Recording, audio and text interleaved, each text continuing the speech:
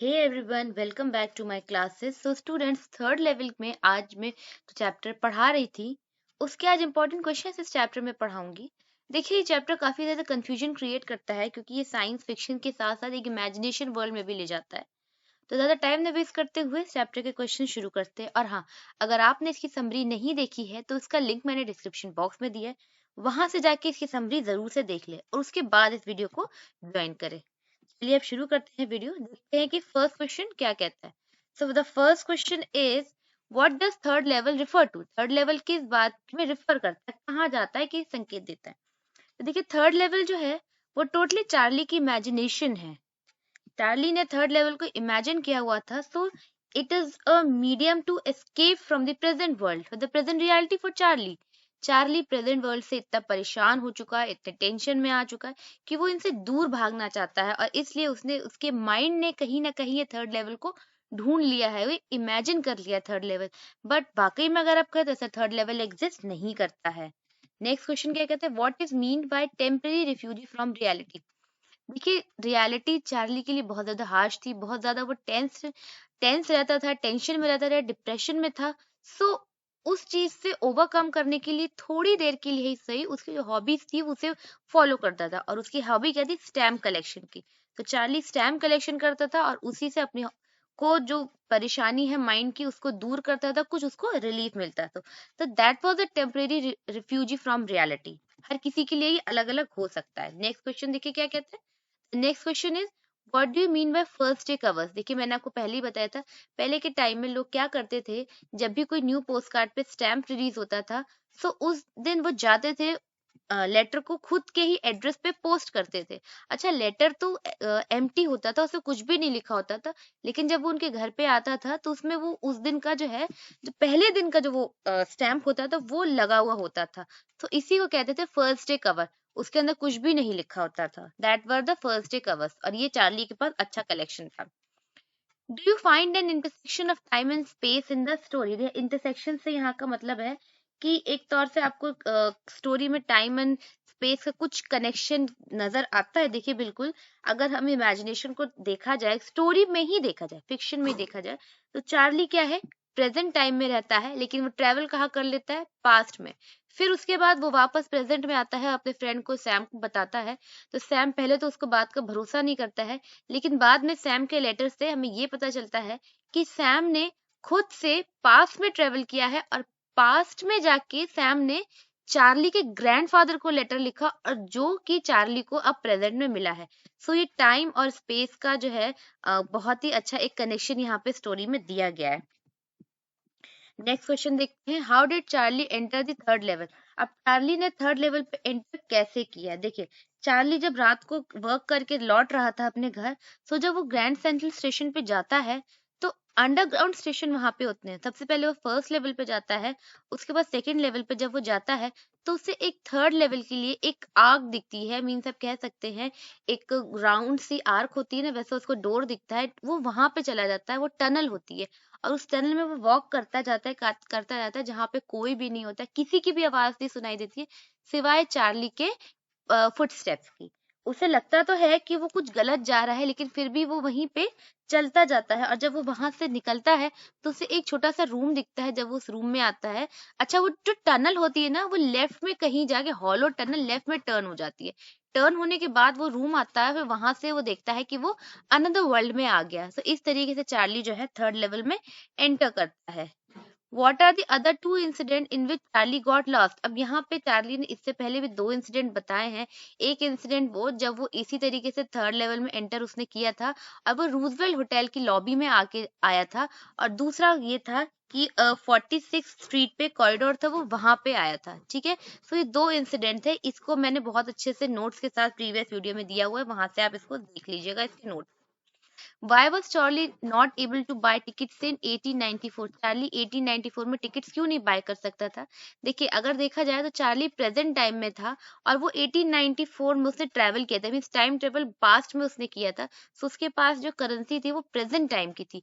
अब पास्ट में गया है तो उसको पास्ट की करेंसी चाहिए जो कि उसके पास नहीं थी, और इस वजह से वो ट्रेवल करने के लिए टिकट्स को नहीं खरीद पाया।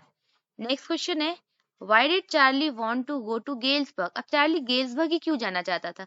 देखिए चार्ली के जो ग्रैंडफादर थे वो गेल्सबर्ग के रेजिडेंट थे और उसने जो है उनसे बहुत सारी बातें सुनी थी, तो उसे ये पता था कि गेल्सबर्ग में जो लाइफ है बहुत ही ज्यादा पीसफुल है, लोग बहुत ही खुशी से रहते हैं, इवनिंग्स उनकी बहुत अच्छी होती है, लोगों को फ्री टाइम होता है, कोई टेंशन नहीं होती, भाग दौड़ भरी जिंदगी नहीं होती जैसी उसकी प्रेजेंट डे में थी, इसलिए वो गेल्सबर्ग जाना चाहता था। दूसरा वहाँ का नेचर भी बहुत अच्छा था, जो चार्ली ने यहाँ पे बताया है कि इवनिंग्स बहुत मतलब कि जो समर इवनिंग थी काफी लॉन्ग थी, इतनी भी हॉट नहीं थी, जो ट्रीज थे, ट्रीज जो रोड के साइड में दोनों तरफ ट्रीज थे, उन्होंने कुछ आपस में इस तरीके से मिल गए थे उनकी ब्रांचेस की आपके सर के ऊपर रोड में वो जैसे कि कोई रूफ बना रहे हैं। What did Charlie notice in 1894? अब जब चार्ली ने 1894 में ट्रैवल किया तो वो क्या देखता है? छोटे छोटे इन्फॉर्मेशन बूथ देखता है, ब्रास स्पिटून्स देखता है जो कि पूरा ओल्ड फैशन होता है। जो लोग होते हैं अलग अलग तरीके के डिफरेंट फैशंस होते हैं, उनके बियर्ड्स के, साइड बर्न्स के, स्ट्रेक्स के, उनका जो ड्रेस सेंस होता है वो भी काफी वियर्ड होता है, ओल्ड फैशन होता है। सो ये सारी चीजें चार्ली ने नोटिस करी थी और इसके साथ ही उसने वहां पे द वर्ल्ड न्यूज़पेपर देखा था, लोकोमोटिव इंजन देखा था जो कि अब नहीं चलता है। सो ये सारी चीजें चार्ली ने 1894 में नोटिस करी थी। What did Charlie do to make sure that he had traveled into the past? Charlie ने ऐसा क्या किया कि अपने आप को श्योर करने के लिए कि वो वाकई में पास्ट में चला गया। चार्ली ने क्या किया, जो उसके साइड में एक बच्चा न्यूज़पेपर सेल कर रहा था, उसने न्यूज़पेपर को देखा और वहां पे उसने क्या देखा कि द वर्ल्ड न्यूज़पेपर, तब उसे समझ में आया द वर्ल्ड न्यूज़पेपर अब बहुत सालों से पब्लिश नहीं हुआ है। अब फिर उसने उसकी डेट देखी और तब उसे समझ में आया कि वो पास्ट में उसने ट्रैवल कर लिया है। What did Charlie do after coming back from 1894? अब जब चार्ली 1894 से वापस प्रेजेंट में आया तो उसने क्या किया? उसने देखिए क्या किया, सबसे पहले तो उसने जो उसकी करेंसी थी $300 जो थे उसको ओल्ड स्टाइल करेंसी में उसमें चेंज किया और फिर जाके उसने थर्ड लेवल को ढूंढने लगा, लेकिन थर्ड लेवल उसे कभी भी नहीं मिला। नेक्स्ट क्वेश्चन है, why did Charlie suspected that his friend Sam had gone to Galesburg? अब चार्ली पूछा जा रहा है कि चार्ली ने ये क्यों सस्पेक्ट किया, क्योंकि उसका फ्रेंड सैम है वो गेल्सबर्ग गया हुआ है। ऐसा इसलिए उसे शक हुआ क्योंकि सैम जो था एक सिटी बॉय था और उसकी शुरू से ही एक इच्छा थी, एक विश थी कि वो गेल्सबर्ग में जाए। क्यों? क्योंकि उसने चार्ली से गेल्सबर्ग के बारे में बहुत सारी बातें सुनी थी और चार्ली को ये सब पता चला उसके ग्रैंडफादर से। Why did Louisa herself began to start looking for third level with Charlie? अब लुइसा ने पहले तो चार्ली को मना किया कि तुम ये थर्ड लेवल ढूंढना बंद करो, लेकिन बाद में उसने खुद ढूंढना शुरू किया। क्यों? क्योंकि उसे सैम का एक लेटर मिला जिसमें ये लिखा था कि वो थर्ड लेवल में पहुंच गया है और वहां पे बहुत खुश है, गेल्सबर्ग में है, वो सब सारी चीजें बहुत अच्छी है, वर्थ इट है और तुम लोग थर्ड लेवल को ढूंढो, आई एम श्योर कि वो तुम लोगों को मिलेगा ही मिलेगा। जब तुम्हें मिल जाए तो तुम लोग यहाँ पर आ जाओ। What do you infer from Sam's letter? ये बहुत ही ज्यादा इंपॉर्टेंट क्वेश्चन है, इसे घुमा फिरा के ट्रिकी क्वेश्चन है ये। सैम का जो लेटर था उससे क्या निष्कर्ष निकलता है? देखिए, अगर रियलिटी देखी जाए तो कोई भी आप पास्ट में कभी भी ट्रैवल नहीं कर सकता। सो ऐसी बिल्कुल पॉसिबिलिटी है कि सैम ये जो लेटर है वो चार्ली की इमेजिनेशन हो सकता है चार्ली ने ये लेटर अपने इमेजिनेशन में ही या इस तरीके से लिख दिया हो खुद से। ठीक है, देखिए ध्यान से देखिएगा, सुनिएगा ऐसे, हो सकता है उसने खुद से लिख दिया। अब आप सोचिए कि जो लेटर था, सैम पास्ट में गए, सैम ने चार्ली के ग्रैंडफादर को लेटर लिखा, तो वो जो फर्स्ट डे कवर है ना, ग्रैंडफादर के कलेक्शन में होना चाहिए था, ना कि चार्ली के कनेक्शन में, लेकिन वो मिला कहाँ? चार्ली के कलेक्शन में। अब क्योंकि फर्स्ट डे लेटर वो होता है जो लोग अपने घर में पोस्ट करते हैं और लेटर अलग होता है, दैट मीन्स कि फर्स्ट डे लेटर जो कवर होता है वो जैसे कि सपोज करिए मैं खुद किसी पोस्ट ऑफिस गई और मैंने खुद अपने ही एड्रेस पे उसे पोस्ट कर दिया, तो वो हो गया फर्स्ट डे कवर। और लेटर वो होता है कि जैसे मैं गई पोस्ट ऑफिस और मैंने किसी और को पोस्ट किया।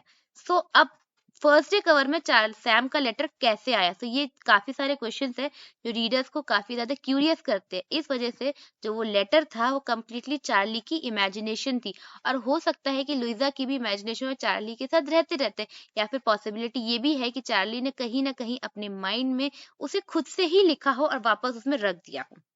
ठीक है, नेक्स्ट क्वेश्चन क्या कहता है, why could Sam not go back to his old business in Galesburg? Sam अपने ओल्ड बिजनेस क्यों नहीं कर सकता था गेल्सबर्ग में? सैम इसलिए नहीं कर सकता था ओल्ड बिजनेस क्योंकि सैम प्रेजेंट टाइम में क्या था, सैम जो था एक साइकेट्रिस्ट था, उसके पास जो डिग्री थी वो प्रेजेंट डेट्स की थी। अब पास्ट में जाता तो वहां पे उसको साइकेट्रिस्ट की उस टाइम नीड ही नहीं थी, क्योंकि उस टाइम लोगों का माइंड इतना स्टेबल था, वो डिस्टर्ब नहीं थी कि उन्हें किसी तरह की साइकेट्रिस्ट की नीड हो। पहला रीजन ये। और दूसरा कि उसकी जो डिग्री थी प्रोफेशनल उस टाइम में काम नहीं आने वाली थी, इसलिए वो ये बिजनेस नहीं कर सकता था। तो उसने अपना पुराना बिजनेस किया। Why do people in the modern world want to escape? अब देखिए, मॉडर्न वर्ल्ड में लोग जो है क्यों एस्केप करना चाहते हैं, इस दुनिया से क्यों भागना चाहते हैं?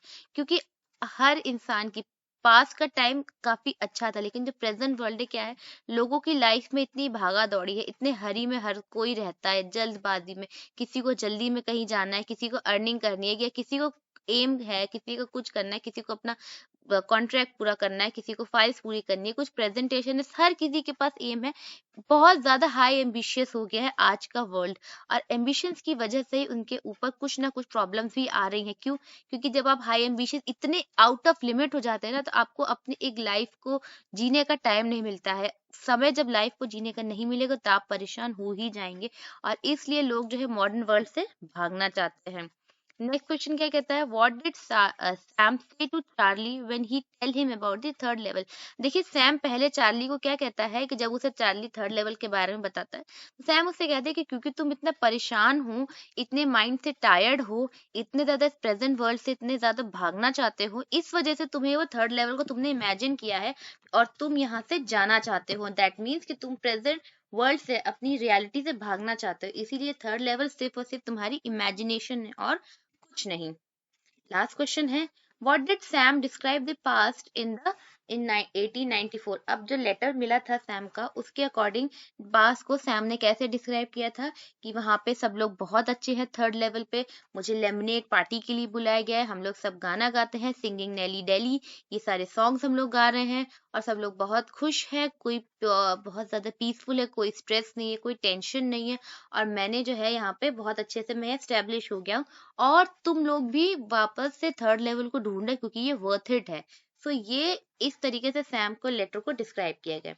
सो स्टूडेंट, ये थे वो 18 क्वेश्चन जो कि बहुत ज्यादा इंपॉर्टेंट है। हाँ, मैं आपको फिर से कहती हूँ कि अगर आप इन क्वेश्चंस को सॉल्व कर पा रहे हैं, इन्हें अच्छे से समझ पा रहे हैं, तो आप इस चैप्टर से कोई भी क्वेश्चन को सॉल्व कर सकते हैं। तो if you like the video, then like, subscribe and share, and thank you for watching.